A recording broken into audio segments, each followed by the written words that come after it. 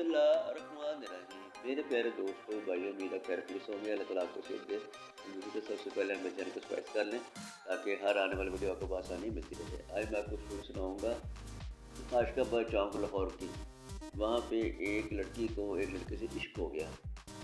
अब लड़की ने लड़के से क्या डिमांड की कि अगर तुम मुझको पाना चाहते हो, मुझसे शादी करना चाहते हो या मुझे हासिल करना चाहते हो, तो मेरी ख्वाहिश है कि तुम कुछ बन के दिखाओ, फिर मैं तुमसे शादी करूँगा। उस बंदे ने बीए किया हुआ था, उसने आगे मुकाबले के इम्तिहान की तैयारी शुरू कर दी। उसने सारे पेपर सही दे लिए, लेकिन एक पेपर उसका मिस हो गया।